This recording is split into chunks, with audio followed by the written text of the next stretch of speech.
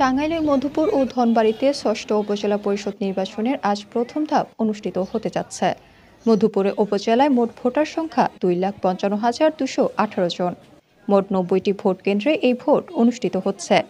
এই উপজেলায় চেয়ারম্যান পদে 3 জন প্রার্থী, ভাইস চেয়ারম্যান পদে 6 জন প্রার্থী, মহিলা ভাইস চেয়ারম্যান পদে 4 জন প্রার্থী প্রতিদ্বন্দ্বিতা করছেন। ভোট দিচ্ছেন আপনি? হ্যাঁ, আপনি কি কেউ চাপাচাপি করছে ভোট দিতে নাকি আপনি ইচ্ছা মতো ভোট দিচ্ছেন? ভোট দিতে কেমন লাগছে আপনার? ভালোই। কোনো সমস্যা হয় নাই আপনার? না। এছাড়া ধনবাড়ী উপজেলায় মোট ভোটার সংখ্যা 1,62,558 জন। মোট 61টি কেন্দ্রে এই ভোট অনুষ্ঠিত হচ্ছে। এই উপজেলায় চেয়ারম্যান পদে 5 জন প্রার্থী, ভাইস চেয়ারম্যান পদে 5 জন প্রার্থী, মহিলা ভাইস চেয়ারম্যান পদে 3 জন প্রার্থী প্রতিদ্বন্দ্বিতা করছেন।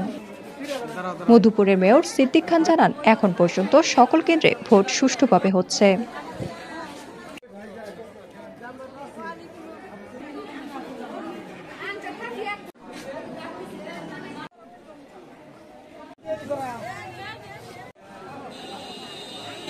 মধুপুর পৌরসভা আমি সাতবার থেকে পরিবেশন করেছি।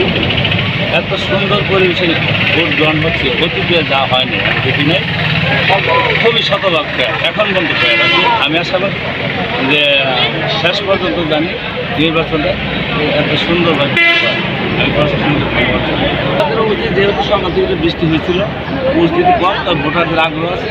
ইনশাল্লাহ বৃষ্টি না হলে ভোটার উচিত না। কালকে মতো দেখছি সহিংসতা হতে পারে, কিন্তু আজকে কোনো সহিংসতার আভাস এখনো পাইনি।